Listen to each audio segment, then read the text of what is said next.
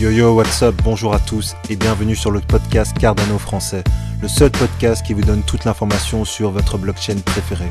Quentin, aka Mr. Q, sera votre hôte pour toute la durée de l'émission.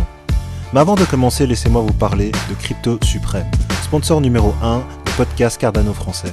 Crypto Suprême est le site internet où vous pouvez vous procurer tous les articles Cardano, Emurgo et IOHK.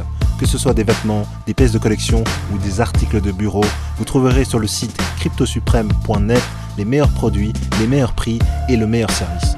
Avant que j'oublie, aucune information donnée dans le podcast ne doit être prise comme un incitatif à investir dans le projet Cardano.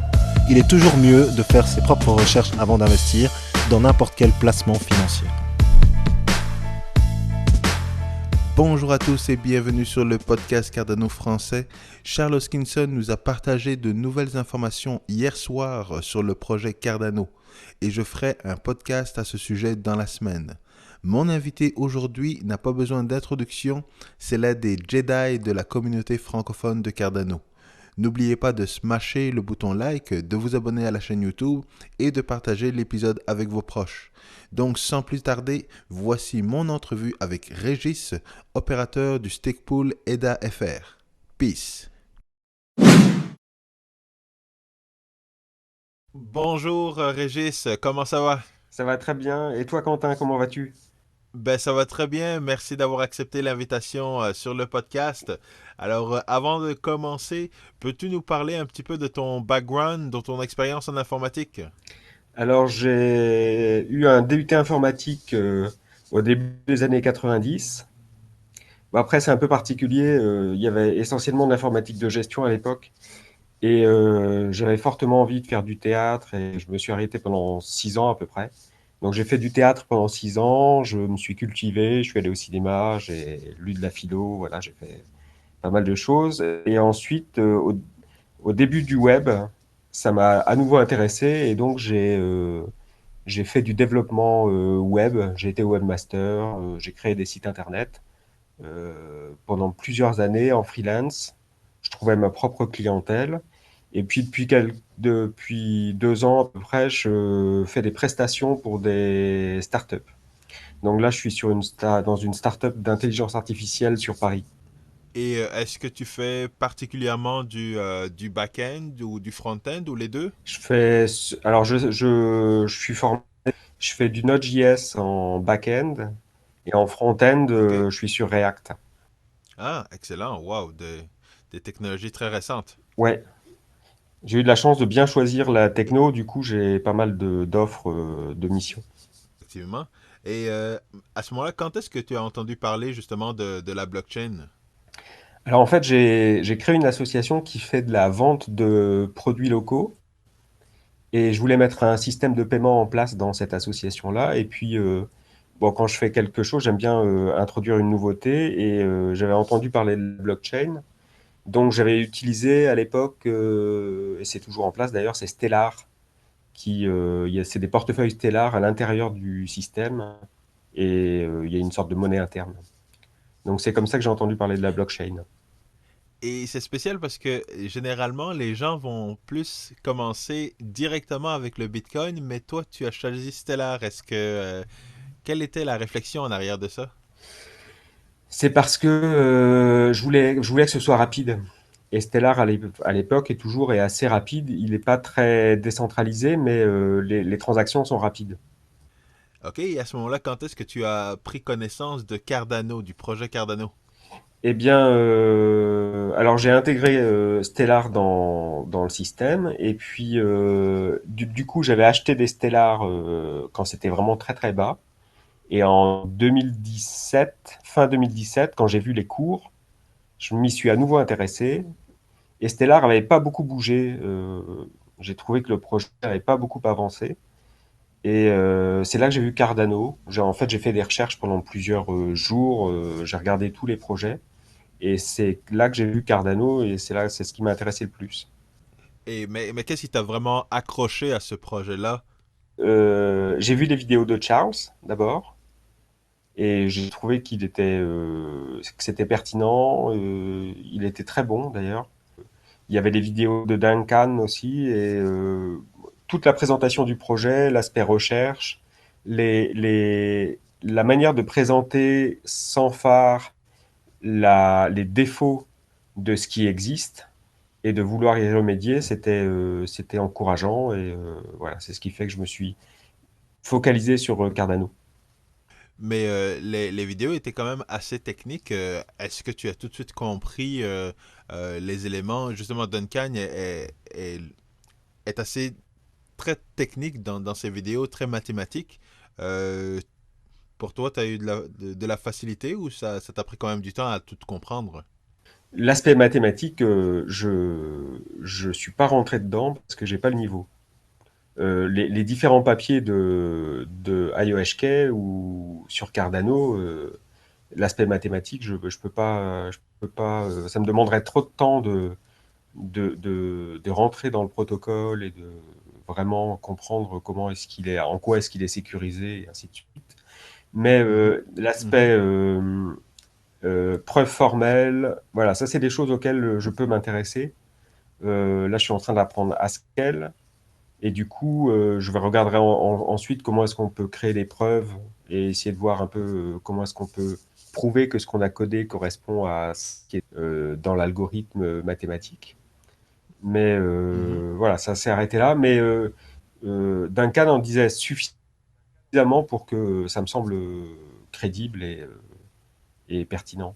Et je te rassure, c'est la même chose pour moi. Donc, je valide pas les preuves mathématiques, mais tout le reste, je suis capable justement de le comprendre. J'ai aussi une formation en informatique, donc je suis capable de le comprendre et de remettre en question.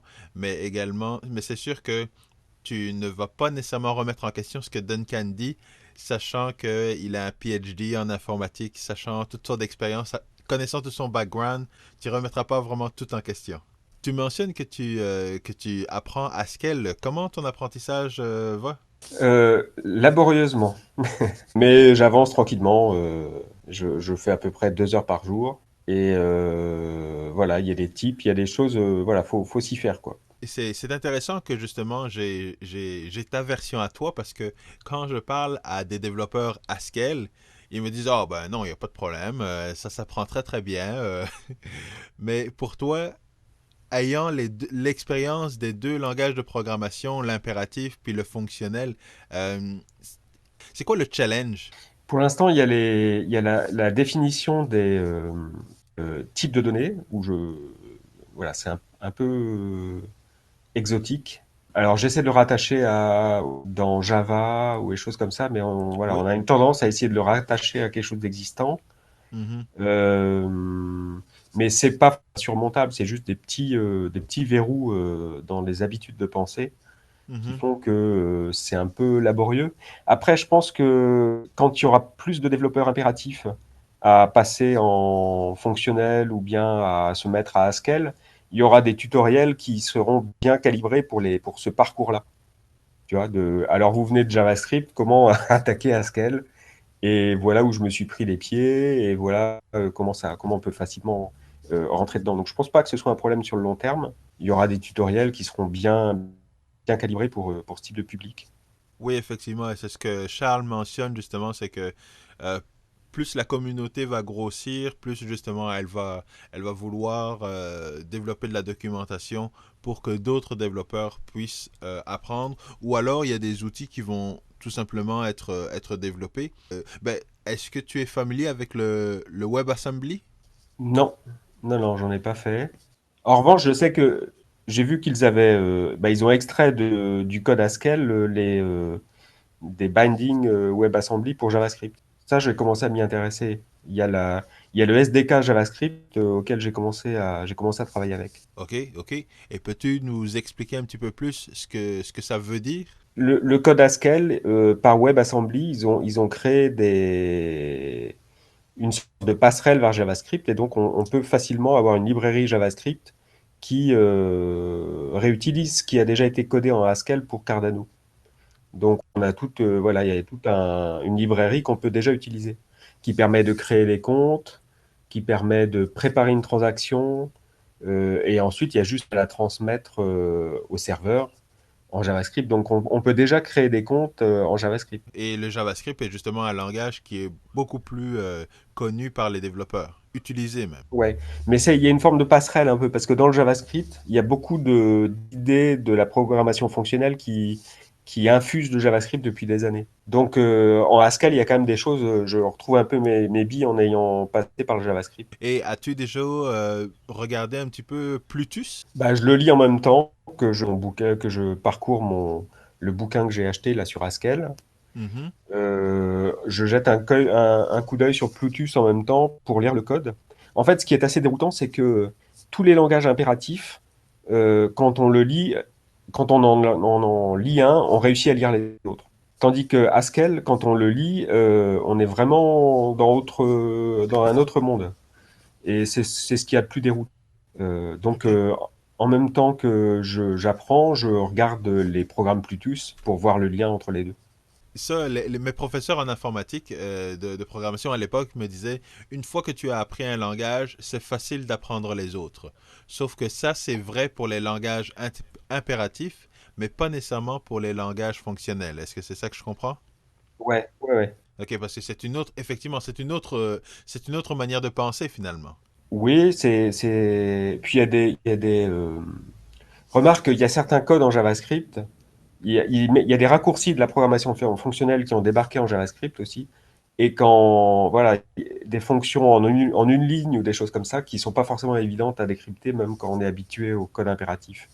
Mais c'est surtout une manière de mettre en page de définir les fonctions qui ressemblent pas vraiment à ce qu'on trouve dans Python ou dans Java. Voilà. Et penses-tu que ça va être un passage obligatoire d'utiliser des langages fonctionnels pour développer des contrats intelligents dans le futur? Je sais pas si IOHK a toujours, ou Cardano, ils ont toujours dans l'idée de faire des liens avec Solidity ou des choses comme ça. Mais Mhm. moi,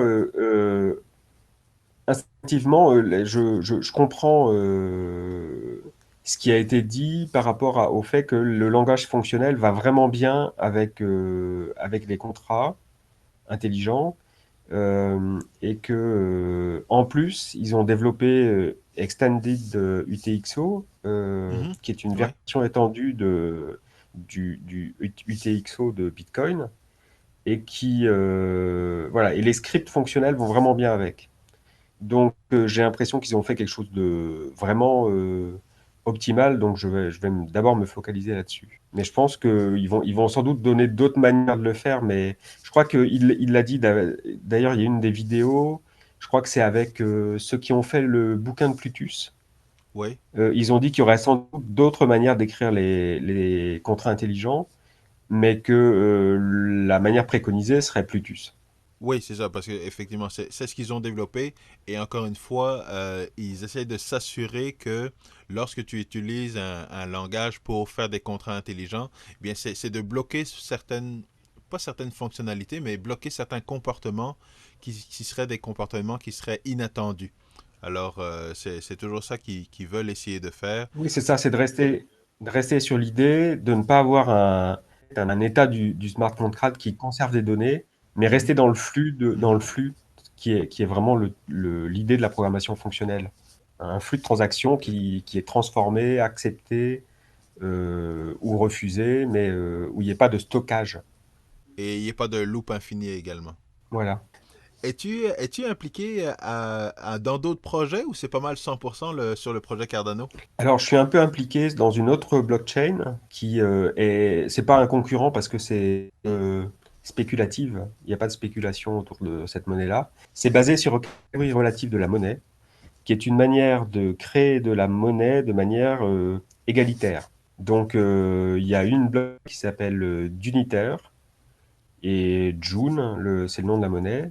Et donc, c'est une blockchain où tous les participants reçoivent la même part de création monétaire sur leur compte tous les jours.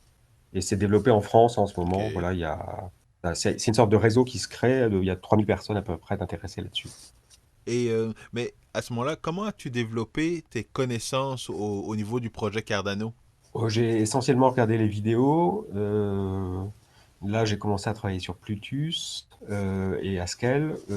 C'est essentiellement par plaisir et voilà, j'ai suivi les vidéos, je suis les discussions dans les différents chats. À ce moment-là, peux-tu nous donner deux points forts du projet Cardano que tu leur donnerais? Ouais, c'est l'aspect recherche et l'aspect transparence. C'est que quand il y a un problème, bon, généralement ils en parlent, sauf quand ils sont eux-mêmes le nez dans le guidon de savoir quand est-ce qu'ils vont réussir à délivrer, parce que je suppose que le retard qu'il y a eu pour Shelly, ils l'avaient pas envisagé, et Mhm, puis de mois en mois, ils ont pensé que ça allait aller, et jusqu'au moment où il a fallu faire une annonce à la communauté. Mais sinon, c'est transparent et ça, c'est agréable. Euh, les gros points forts pour Cardano, oui, c'est la recherche et le fait qu'ils vont euh, améliorer régulièrement le système. Euh, c'est pas une présentation, on a découvert le Graal et puis on vous l'implémente et puis tout va bien se passer. C'est plutôt, on a mhm. une première version, on a d'autres versions qui viennent qui vont améliorer celle qui est en place. Et c'est vraiment les améliorations régulières et graduelles qui sont encourageantes. Oui, effectivement. Et ce que je trouve impressionnant, c'est que pour nous, on va voir ça comme un point fort, mais d'autres personnes vont voir la recherche comme un point faible, un ralentissement. Comment tu expliques ça? Il y en a souvent souvent des blockchains qui arrivent avec une idée comme ça qui balance et on voit sur les chats arriver voilà la blockchain révolutionnaire et ils ont l'impression que une idée ça prend pas beaucoup de temps, que c'est pas un effort, c'est juste voilà le coup de génie avec des geeks qui sont des génies et qui les mettent en place et que c'est comme ça que ça fonctionne. Et du Mhm, coup, ils envisagent pas qu'il y a un aspect un peu besogneux, un peu laborieux et un peu constant. C'est surtout ça en fait, c'est constant dans l'objectif à atteindre. Ils ont plus une vision explosive et intuitive du coup de génie et de ça va marcher tout de suite. oui, un peu comme Facebook finalement. Ouais, sans voir que ça a été entre le début de Facebook et maintenant, il y a eu des améliorations régulières de l'interface. Je pense que c'est ça que les gens ne comprennent pas, c'est que Facebook n'est pas Cardano, ou que tu peux pas comparer une application avec un protocole. Et que pour les protocoles, justement, ça demande de la recherche, ça demande de la réflexion, ça demande tout un tas de choses que si tu veux lancer une application, ben, peu importe quelle application en plus, hein, YouTube, Facebook, Google, ben, quoique Google, c'est peut-être à la limite, là, mais l'idée en arrière, c'est que oui, tu peux avoir une idée, mais que c'est une idée applicative avec une interface, avec directement des cas d'utilisation. Tandis que la blockchain, ben, c'est pas la même chose. Ouais, ouais. Bah, de toute façon, rien que la création, par exemple, du CSS en web, ça a pris un temps fou. Avant d'avoir un CSS vraiment performant, avec en plus, par exemple, ne serait-ce que de pouvoir facilement faire des bordures sur les sites internet. Pendant des années, on a dû faire des images de bordures et intégrer des images pour faire les bords. C'était pas dans le langage et ça a mis 15 ans à arriver. Et c'est sûr que même pour un langage comme les langages du web, quand on fait des bêtises, ben on se les coltine pendant 15 ans après avec tous les développeurs qui galèrent à l'utiliser. Donc oui, un protocole ou même le langage ou même Plutus, ils ont quand même pris vraiment, j'ai l'impression, vraiment du temps à peaufiner Plutus. Je pense que ça va être vraiment quelque chose de performant et de bien pensé parce ils ont passé quasiment 2 ans à le mettre au point. Je doute que Solidity, ils aient passé autant de temps. Je pense que Solidity, ils avaient en tête de faire marcher la blockchain avec des smart contracts, avec un Mhm. objectif à atteindre assez rapidement, et je pense qu'ils sont allés à l'essentiel, de le faire fonctionner rapidement. Il n'y a pas eu un temps de réflexion comme il y a eu sur Plutus, ça c'est sûr. Alors, je change complètement de sujet, Régis. Je te donne 30 secondes pour parler de ton stake pool EDA FR. Eh bien, écoute, c'est un stake pool que j'ai hésité un peu à savoir si j'allais me lancer dans l'aventure des stake pools. Et finalement, au début du testnet, je me suis dit pourquoi pas. Bon, il y a eu ce que tout le monde a expérimenté au cours de la mise en place et de l'apprentissage. Mais là, là j'ai trouvé une config qui tourne comme une horloge, j'ai plus à m'en occuper. Les blocs se font avec une très bonne cadence et un très bon pourcentage de réussite. Donc on est loin de la saturation, donc il y a encore de la place. Il va y avoir une page, bientôt une page dynamique pour qu'on sache combien de blocs sont alloués lors de l'époque courante, combien sont réussis. Il y aura plus d'informations sur le site. Et c'est très bon que tu nous parles de saturation, parce que peux-tu nous expliquer, dans le fond, le point de saturation, qu'est-ce que c'est? Eh bien, pour éviter que les fonds se focalisent sur la pool, il y a un pourcentage maximum de stake que peut contenir le stake pool avec un retour sur investissement maximal. C'est-à-dire que si par exemple la saturation est à 100 millions sur les stake pools et qu'il y a, disons, 100 personnes à avoir mis 1 million, ils vont avoir tous 1%. Mais si la rémunération, si le stake pool passe à 150 millions, la rémunération sera toujours la même que pour le point de saturation qui est de 100 millions. Et par exemple, il y a 150 personnes qui ont mis 1 million sur le stake pool et donc on se retrouve avec 150 millions d'ADA, alors que le point de saturation est à 100 millions, eh bien les gens ne recevront de la rémunération que sur les 100 millions. Je ne sais pas si j'ai été clair, mais c'est en gros ça. Oui, c'est très clair, c'est très très bon. Ça va permettre justement aux auditeurs de mieux comprendre le point de saturation parce que on en parle très souvent, mais c'est jamais très clair exactement ce que c'est. La rémunération est, alors j'ai le terme anglais, c'est capé, je pense. Oui. Le terme français ou alors québécois, je ne sais pas. Il y a un maximum de rémunération possible et ensuite, si on continue de charger de l'argent sur le stake pool, ce maximum ne sera pas dépassé. Du coup, la rémunération baisse. Est-ce que ça entache, dans le fond, ou est-ce que ça diminue la rémunération de tous les stakeholders si le point de saturation est atteint? Oui.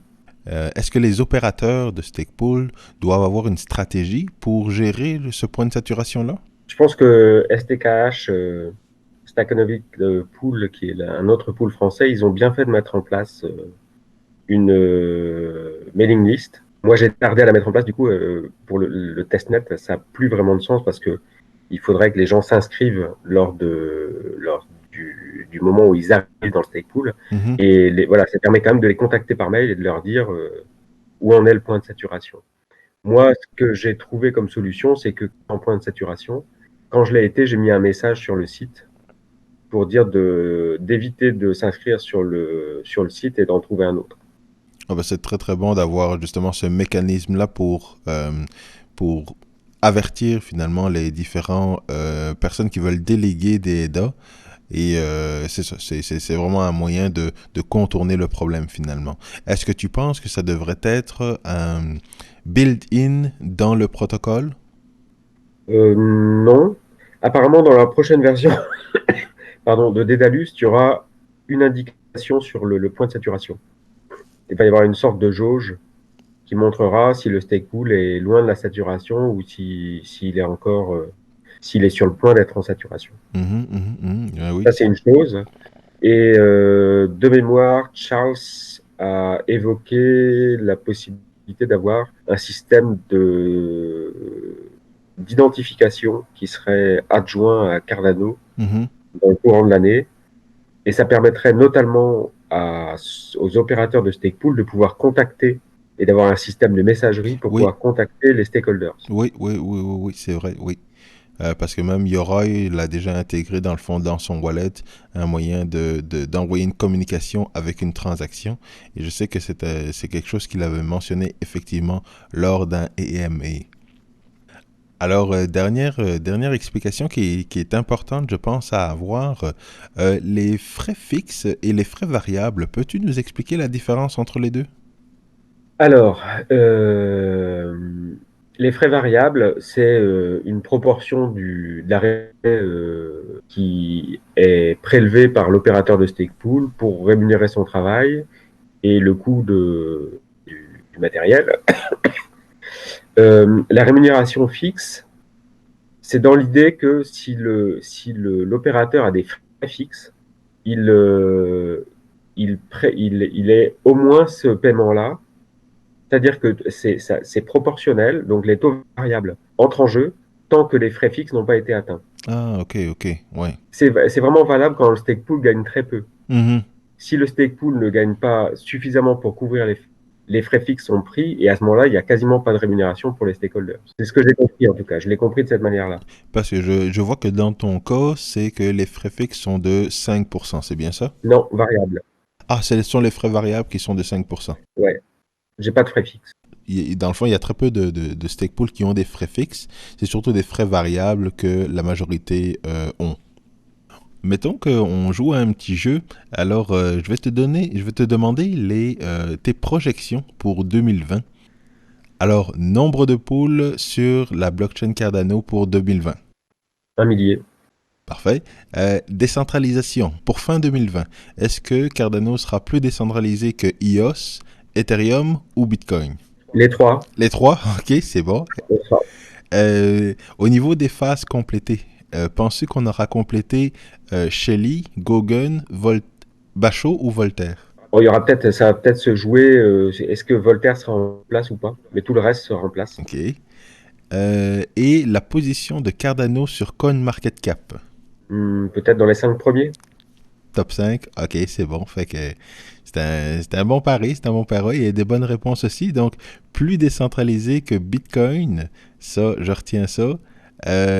Tout sera accompli et peut-être qu'on sera au beau milieu de Voltaire, dans le top 5 au niveau de CoinMarketCap, puis 1000 stake pools pour 2020. Très intéressant, très intéressant. Bon, les 1000 stake pools, je pense que ça, c'est pas. C'est à peu près certain, ça. Je vois la demande en testnet. Moi, ça va demander, ça va dépendre un peu aussi de ce que ça rapporte. Mais si on reste, enfin, on va pas être sur les mêmes types de rémunération. Mhm. Mais je pense que les 1000 sont atteignables. J'ai vu d'ailleurs qu'Ethereum, il faisait des projections sur la vitesse d'Ethereum 2. Mais d'après ce que j'ai pu comprendre, il n'y a pas encore beaucoup de décentralisation dans leurs projections. Ils font des projections assez optimistes, mais pas avec énormément de nœuds. Non, et c'est ça, et c'est évidemment la différence avec justement Cardano, c'est que les projections que Cardano a fait, c'est sur justement leur testnet. Euh, Ethereum, ben, on va voir ce que ça va donner. Je sais que leur projection qu'ils faisaient, pas leur projection, mais ils prévoyaient commencer le développement, commencer Ethereum 2.0 à partir de juillet de cette année. Et ils ont annoncé qu'ils allaient repousser, dans le fond, les travaux de implémenter, de mettre ça sur le mainnet Ethereum 2.0.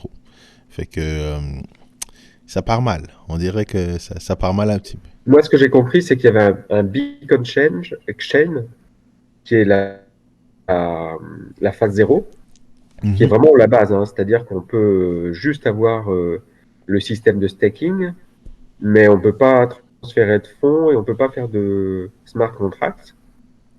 Partir en Q2 2020 et qu'en effet, c'est repoussé à juillet, minimum. Oui, ben c'est sûr que... Et c'est là que c'est un petit peu délicat parce que, encore une fois, Ethereum, c'est un train qui est en route et qui essaie de justement faire des ajustements pendant que le train est en route.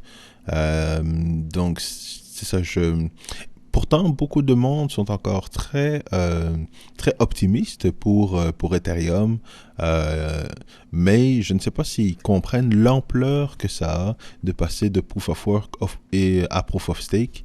Donc, c'est ça. J'ai vraiment beaucoup de craintes nécessairement. C'est pas que je veux que Ethereum se plante et puis ne réussisse pas, etc.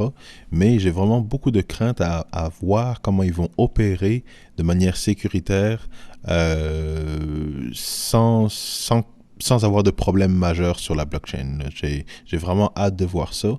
Pas parce que je veux qu'ils se plantent, mais parce que ça va être vraiment intéressant à voir. Et apparemment, les difficultés seront vraiment liées à leur possibilité de faire du light client ou pas. J'ai vu un Ouais. message passer. Mhm. Ça va vraiment dépendre, et les délais et ainsi de suite vont vraiment dépendre de leur capacité à sortir un light client qui permettrait, alors d'après ce que j'ai compris, d'intégrer Ethereum 1 comme une partie de la chaîne d'Ethereum 2, qui serait le cas le plus optimiste. Mais pour ça, il faut qu'ils aient leur light client. Mhm. Et si au niveau recherche et au niveau ça traîne à ce niveau-là, oui, ils vont rencontrer des problèmes. Oui, ben c'est ça. Je suis extrêmement inquiet, surtout quand on voit que justement Cardano, eux, passent justement d'un consensus fédéré à un consensus Byzantine Fault Tolerance et par la suite passe justement à Full Proof of Stake avec Ouroboros. Donc, juste dans le cas où tu n'es pas dans le cas d'Ethereum, mais où tu commences à mettre à jour ton protocole, comme pour Cardano, mais tu vois qu'il y a différentes phases qui sont à respecter Ouais, pour que ça... c'est complexe, hein. Oui, c'est ça. Et puis ils ont pris énormément de. Je pense qu'ils ont pris vraiment toutes les garanties pour que ça se passe correctement et c'est beaucoup de travail. Oui, ben c'est ça, c'est ça. Donc, c'est pour ça que je suis quand même assez inquiet au niveau d'Ethereum. Mais écoute, l'avenir nous Mais j'ai dira. remarqué dans les dernières prises de parole de Charles, le passage du testnet au mainnet sur Cardano, Mhm. il l'avait présenté comme quelque chose vraiment qui allait prendre du temps. Dans les premiers, c'est-à-dire qu'il y aurait d'abord 10% de décentralisation, Oui. 20% et ainsi de suite. Mhm. Et bizarrement, dans les dernières prises de parole, ça avait l'air plus. Il envisageait quelque chose de plus rapide. En tout cas, dans la manière dont il l'a exposé. Oui, oui, oui, ben, j'imagine que dans le fond, à partir du moment où quand tu commences ton analyse, tu te dis, tu es plus prudent et tu te dis, bon, ben, c'est mieux que je mette un plus gros délai pour faire plus attention finalement.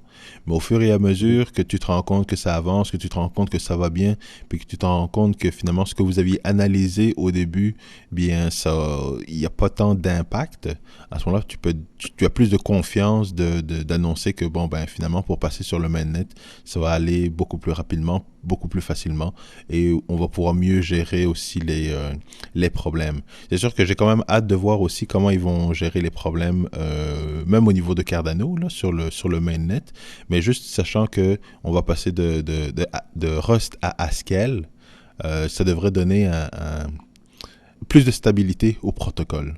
Mhm. Alors, je change complètement de sujet, Régis. Quel est le livre le plus important que tu aies lu dans ta vie? Alors en fait, j'ai lu. Alors c'est un philosophe français, je sais pas si tu connais, qui s'appelle Gilles Deleuze, qui est un philosophe Non. qui a. Ils ont sorti un livre. Il y a un livre qui s'appelle. Il y a deux livres, un livre en deux tomes qui s'appelle Capitalisme et Ouais. schizophrénie. Et c'est deux très grands livres. Il y en a un qui s'appelle L'Anti-Édipe et l'autre Mille plateaux. Dans Mille plateaux, par exemple, il est sorti en 86. Il y a une sorte de description fondamentale de ce qu'est le web, bien avant qu'il apparaisse, et vraiment très profonde. Et ça s'appelle le rhizome, qui est une idée qui a proliféré depuis. Ce qu'est l'idée d'un rhizome, c'est-à-dire d'un système décentralisé que on peut pas, un rhizome de plante, on peut pas trouver la tête. C'est très puissant, ça s'installe et on peut pas trouver la tête. Donc voilà, donc c'est un philosophe qui s'appelle Gilles Deleuze et Félix Guattari, ils ont sorti pas mal de bouquins. Mais ceux-là, il y a l'Anti-Édipe et Mille plateaux, c'est voilà, des livres très importants pour moi. Excellent. Plusieurs personnes décrivaient justement le web, décrivaient l'Internet. Plusieurs personnes ont même décrit ou fait des expériences sur justement les monnaies décentralisées, les monnaies numériques décentralisées, mais jamais en arrivant à créer exactement justement ce que Satoshi a créé. Donc, les gens souvent pensent que c'est quelque chose de nouveau ou c'est quelque chose d'inventé et tout ça, mais ils ne réalisent pas que ce sont des problèmes dont les gens ont commencé à réfléchir depuis plusieurs années. Et que oui, impressionnant, impressionnant. Oui, et ce qui est marrant, c'est qu'il y a des digues qui ont sauté, notamment avec le logiciel libre. Le logiciel libre, il a quand même formé des esprits à bricoler, à avoir le droit d'aller voir le code source, Mhm, à ne pas attendre, ce qui est très important, c'est-à-dire que quand tu as besoin de quelque chose, tu trouves le logiciel maintenant. Tu trouves la librairie que tu as le droit d'utiliser, tu n'as pas à demander la permission. Et de fil en aiguille, c'est pas étonnant que ce soit arrivé au niveau de la monnaie. C'est-à-dire d'en arriver à bricoler la monnaie, qui est quand même un des éléments fondamentaux de la manière dont se structure la société. mhm. Effectivement, exactement, oui, c'est ça. Et souvent, au départ, ce sont des choses qui sont attaquées. Les gens ne veulent pas avoir cette évolution-là. Ils veulent privatiser, garder le contrôle sur tout ça. Mais on se rend compte que finalement, après ça, ça devient des standards. Exactement comme le privacy, la confidentialité, ou pas garder la vie privée, non, encrypter les données, c'est ça que je veux dire. Donc l'encryption des données avant avait été très combattue par les États et finalement, actuellement, c'est un standard. Il n'y a pas une banque qui va t'offrir un site Internet où les transactions ne seront pas encryptées. Le logiciel libre aussi commence à devenir un standard et justement même avec Java on voit que c'est un standard et c'est bénéfique pour tout le monde finalement. Alors comme tu le dis, au niveau de la monnaie, c'est ce qui va devenir un standard également, sachant que la monnaie, le cash, va disparaître et logiquement ça devrait être remplacé par du cash numérique finalement. Oui, oui. Et puis après vient la question de la production de la monnaie. Comment est-ce qu'on produit l'argent, qui est une Oui. question politique. Là, la Banque centrale européenne, depuis la crise de 2008, elle a créé 4 000 milliards d'euros et tout est parti dans les marchés financiers. Il n'y a absolument rien qui a débarqué pour la population. Non, c'est ça, ouais. C'est leur manière de distribuer justement la monnaie ou l'argent, ouais. Voilà, c'est ça. Mais et là encore, il y a évidemment deux écoles de pensée. Il y a l'école de pensée de justement les banques centrales, puis il y a l'école de pensée du Bitcoin. Après, le Bitcoin, il est parti de manière très ouverte pour les premiers. Ça, c'est la difficulté dans la manière dont est distribuée la monnaie. Ceux qui arrivent les premiers ont un avantage dans le Bitcoin. Ceux qui ont commencé à y croire et à le produire au début ont un avantage certain par rapport à ceux qui s'y intéressent aujourd'hui. Et puis, il s'est normalisé parce que ceux qui avaient déjà de l'argent ont pu en acheter au bout d'un moment. C'était plus une question de production de Bitcoin, d'achat et de spéculation en fait financière. Une question ouverte qui reste intéressante, c'est comment est-ce qu'on produit de l'argent de manière décentralisée en laissant une chance à chacun et une manière égalitaire de le faire. Je suis pas 100% d'accord avec toi, mais il y a une je comprends le fait effectivement d'avoir l'idée d'égalité, de la même chance pour tout le monde puis tout ça. Mais c'était un maximaliste, c'est drôle à dire, un maximaliste qui mentionnait que à un moment donné, on ne peut plus cet argument ne peut plus être défendu parce que même les personnes qui sont arrivées dans le Bitcoin ou même nous qui sommes dans Cardano depuis le début, on va instruire les gens, on va en parler et on va leur expliquer les bienfaits du Bitcoin, puis de toute cette nouvelle technologie, de toute cette cette école de pensée qui est différente de ce qu'on connaît par rapport au système monétaire. Il va y avoir certaines personnes qui vont écouter, puis qui vont essayer et qui vont adopter, et d'autres personnes qui vont continuer à rejeter cette idée-là, puis tout ça. Donc, après coup, ça ne devient plus un argument valable de dire ben, il faudrait redistribuer ou il faudrait revoir justement cette distribution monétaire en disant que ceux qui sont arrivés en premier sont plus avantagés parce que depuis le début, même les maximalistes ou les gens du Bitcoin ont toujours évangélisé, toujours expliqué, toujours partagé cette notion-là. Fait qu'à un moment donné, il faut ben, ce que la personne disait dans le fond, c'est qu'à un moment donné, chaque personne doit se responsabiliser en disant, ben si j'avais écouté, j'aurais compris, puis j'aurais été vers, j'en aurais acheté, même avec $1, avec $2, peu importe, parce que le Bitcoin, c'est sûr qu'actuellement il est à 10 000 ou quelque chose comme ça, là, mais, euh, mais à un moment donné, il était à $3 000 ou à un moment donné, il était juste à $1. Donc, c'est cette notion-là qui est à réfléchir finalement par rapport à la distribution. Oui, mais à ce niveau-là, le Bitcoin, il est dans la cohérence de ce qui a été initié dès le début. Oui, L'histoire de la création monétaire, là, le projet dont je parlais tout à l'heure, par exemple, oui, euh, c'est d'emblée que la question de la distribution est en place. Donc, ceux qui y participent, d'emblée, ils sont dans l'idée que chacun va avoir sa quote-part oui. égalitaire chaque jour et va participer. Donc c'est un peu plus politique comme blockchain, Mhm, dans le sens où la création monétaire est vraiment mise sur le tapis comme étant quelque chose qu'il faut penser et et qui en tout cas engage la manière dont la monnaie sera utilisée par la suite. Alors la monnaie, la distribution égalitaire, elle n'empêche pas des gens de devenir riches. Ceux qui ont des idées, ben et ce qu'il y a, c'est qu'ils vont trouver des gens à pouvoir acheter. C'est ça aussi le truc, c'est que quand il y a pas suffisamment de distribution et d'égalité au niveau des masses monétaires, mhm, il y a une stagnation de l'activité parce que il y a plus suffisamment d'acheteurs par rapport à ce qui peut être produit. mhm, mhm. Donc là, il y a à la fois des gens qui ont régulièrement de l'argent, qui participent à la création monétaire et qui la reçoivent sur leur compte, et à la fois quelqu'un qui peut avoir une bonne idée et tout d'un coup, tout le monde veut acheter sa bonne idée. Et Exact, du coup, oui, lui, il va en avoir énormément. oui, Donc ça n'empêche pas le success, les success stories oui, et les gens intelligents, plus intelligents que les autres. C'est pas une vision égalitaire dans le sens où tout le monde est égalitaire par le bas. Simplement, même au niveau économique, une distribution correcte de la richesse permet d'augmenter la production et la richesse globale.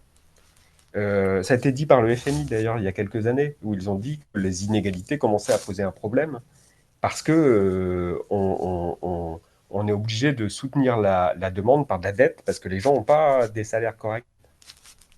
oui, oui, oui, effectivement. Ils ont des belles paroles, mais après ça, quand ils réinjectent un montant d'argent et qu'ils le réinjectent par le système financier, par les banques et tout ça, ben, c'est ça, c'est un petit peu contradictoire Oui, parfois. mais quand il y a de la, quand il y a de la- le problème, c'est que quand il y a de la redistribution, ça implique la personne qui redistribue. Et on est quand même soumise à son bon vouloir. Oui, c'est ça. Voilà. Donc, même les basic income, les idées, c'est toujours l'État qui le fait. Et ça, c'est pas terrible. Mais l'idée d'avoir un protocole qui d'emblée fait une distribution égalitaire et puis ensuite que les meilleurs gagnent, Mhm, c'est différent parce que personne on ne l'a demandé à personne. On l'a créé collectivement oui. et on est tributaire de personne pour que ça continue. Non, c'est... Oui, Tandis que oui, même si un gouvernement mettait en place un basic income, rien ne dit que le suivant le foutra pas en l'air. effectivement. Parce que dans le fond, ben, et encore une fois, ça va toujours dans l'école de pensée. Soit tu penses pour la population et tu penses pour que le système économique doit privilégier la population, soit tu penses différemment. C'est que le système économique doit privilégier les gens qui ont de l'argent, puis les compagnies, etc., etc. Ça dépend de ce que les gouvernements veulent privilégier, la population ou les entreprises et eux-mêmes finalement. Alors, si on termine avec la dernière question qui est le problème le plus important dans le monde aujourd'hui, selon toi, c'est quoi? C'est vrai, il y a le choix. Euh, alors, on peut rester sur les effets. Bon, il y a le réchauffement climatique, qui est quand même, ça a l'air de partir un peu en vrille. Je trouve que le problème, il y a un problème un peu psychologique, qui est une forme d'expropriation. Une forme les gens se sentent, ils sont loin de ce qu'ils peuvent réaliser. Ils sont, par exemple, dans les livres dont je parlais tout à l'heure, notamment dans le livre qui s'appelle L'Anti-Édipe, il y a une certaine sorte d'historicité des systèmes économiques, et il explique, par exemple, le système sauvage, le système des tribus, comment ça fonctionne. Et le système des tribus, ce que les gens peuvent faire, c'est essentiellement des mariages. Ils ont Mhm, toute une stratégie, et c'est une grosse partie de l'activité économique, qui est de marier ses enfants avec les bonnes personnes et de faire des alliances. Et en fait, il y a un aspect organisation sociale un peu au ras des pâquerettes, mais en même temps très terre à terre, de comment est-ce qu'on va organiser tout ça. Et en fait, avec l'apparition des États, les gens se sont trouvés dans une situation où ils n'ont plus cette manière d'organiser les choses directement, de pouvoir organiser la société et ainsi de suite. Ils sont obligés de demander à quelqu'un d'autre de le faire.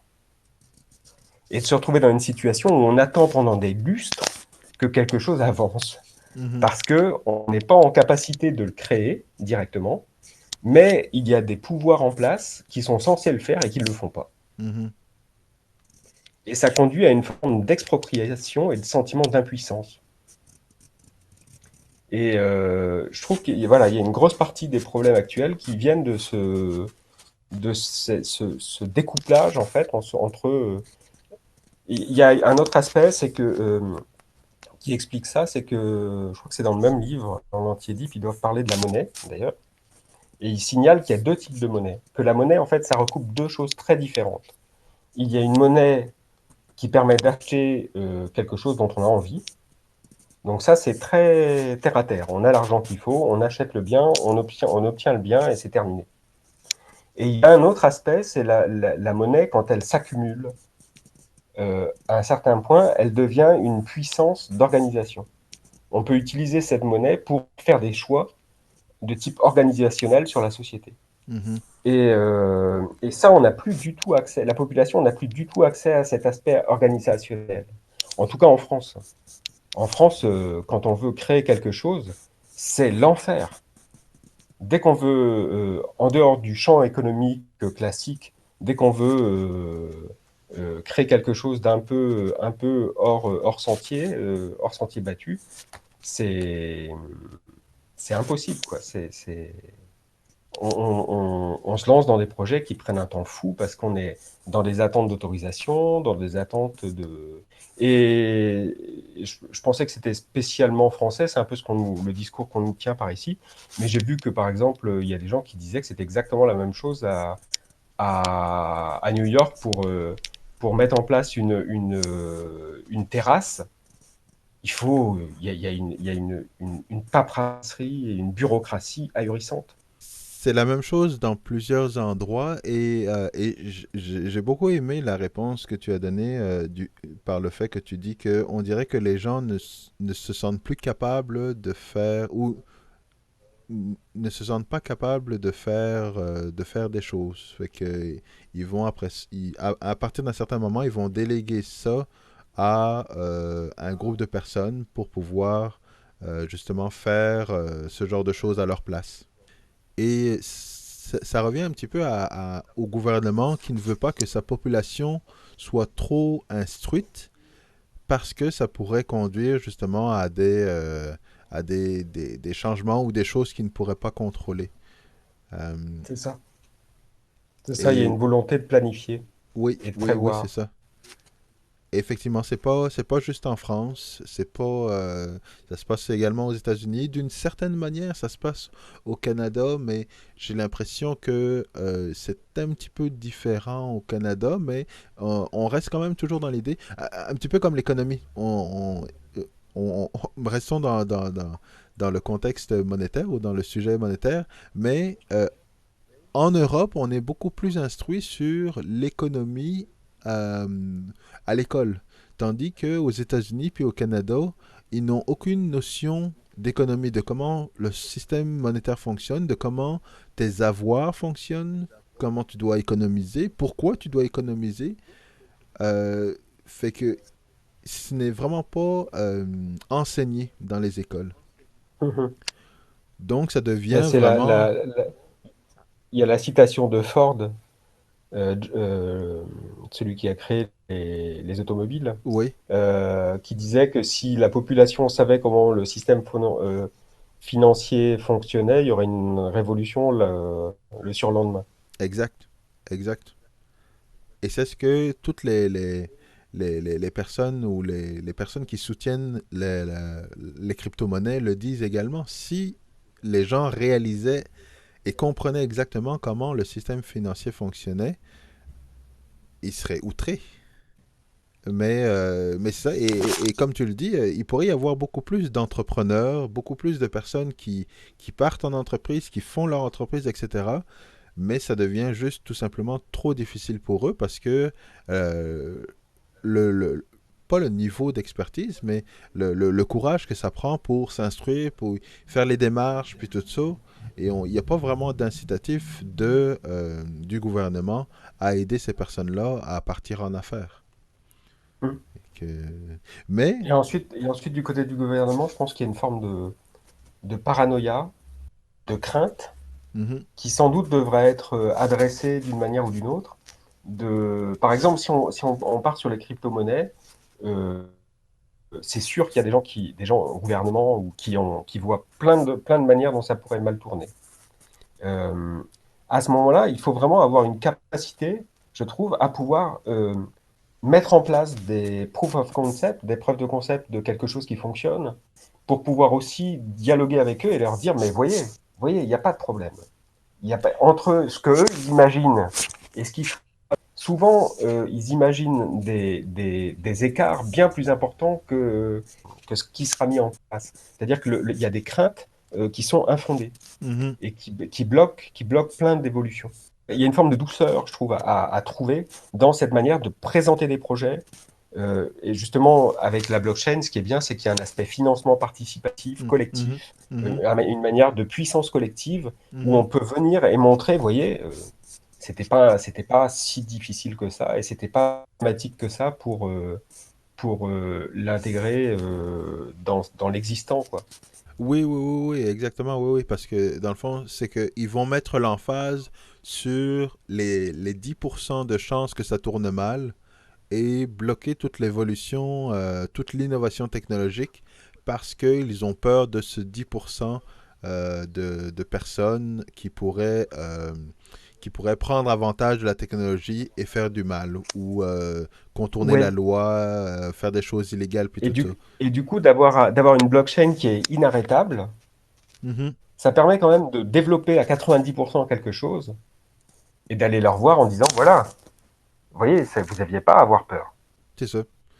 Améliorer le niveau de vie de 90% de la population qui n'ont pas accès à un système bancaire, qui n'ont pas accès à la liberté des droits de l'homme, qui n'ont pas accès à toute cette technologie-là. Mais ça, c'est pas une priorité pour eux. Et justement, la technologie blockchain fait en sorte de donner cette opportunité-là, donner ce potentiel-là. Et en même temps, Cardano, c'est ce que j'apprécie également au niveau de Cardano, c'est que avant justement de développer ou de faire de la publicité dans les pays européens, en Amérique du Nord et tout ça, Mhm. ben ils vont d'abord aller en Afrique, ils vont d'abord aller en Asie, dans des pays qui ont vraiment besoin de cette technologie-là, parce qu'ils savent que le 90%, c'est là qu'ils vont aller le toucher. Mhm. C'est deux cibles différentes. Je pense que dans nos pays, c'est vraiment l'aspect inarrêtable qui est la vraie valeur pour nous. Mhm. C'est de pouvoir développer quelque chose où il n'y a pas les policiers qui vont débarquer pour dire c'est vous le coupable, parce qu'il y a tellement de monde dans la boucle et que tout le monde est au même niveau de création et Ouais. d'utilisation de la plateforme, Mhm. que soit ils mettent tout le monde en tôle, ce qui n'est pas possible, soit il faut Mhm. bien qu'ils l'acceptent. Ouais, Donc nous, c'est vraiment, par rapport au pouvoir en place, c'est la principale fonctionnalité, je trouve, d'avoir un protocole bien pensé, qu'on puisse pas faire tomber et qui donne comme une forme c'est une nouvelle terre, en fait, c'est un peu ce que symbolise le serpent qui se mord la queue, c'est un nouveau monde qui tient par lui-même. exact, exact, qui est autonome. Ben, merci beaucoup en tout cas pour toute cette conversation. Ça a été vraiment super, très instructif. On a parlé de plein de choses. C'était super intéressant. D'accord, merci. Merci à toi pour cet entretien. Ben, merci à toi et bonne journée. Ouais, également. Salut. Salut.